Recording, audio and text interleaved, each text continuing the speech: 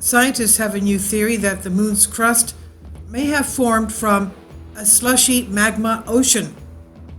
The lunar crust consists primarily of oxygen, silicon, magnesium, iron, calcium, and aluminum, and a trace of other elements.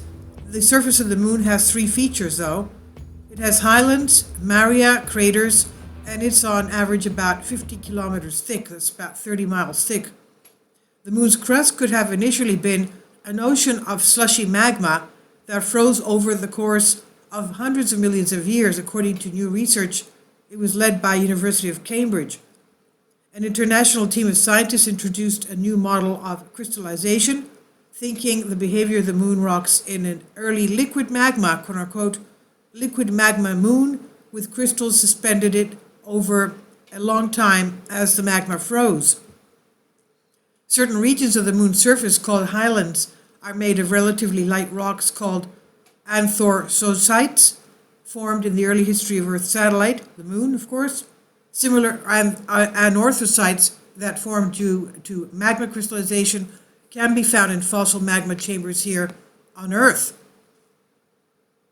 Since the Apollo era, it has been thought that the lunar crust was formed by light anorthite crystals floating at the surface of the liquid magma ocean, with heavier crystals solidifying at the ocean floor.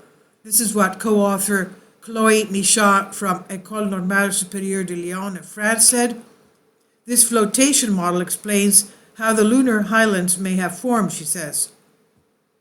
But given the range of ages and compositions of the anorthosites on the moon, and what's already known about how crystals settled in solidifying magma, the lunar crust may have formed through some other mechanism, the scientists conclude, and they came up with a mathematical model to find out this thing.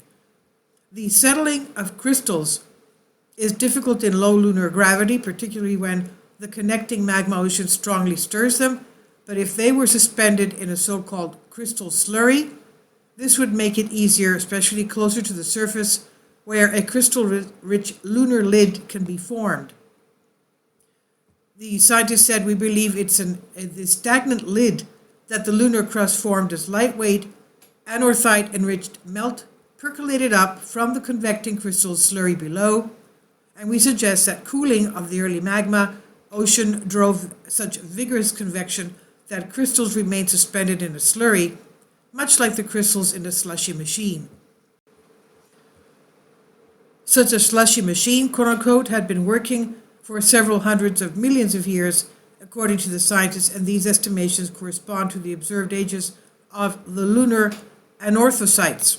So that's a new type of a slushy magma ocean theory. And this is by Daria Bedenko Sputnik. Please leave your comments and thank you for your support. Finally, support my Patreon account. The daily posts are 5 videos daily, and they are totally different from what I have on my YouTube channel.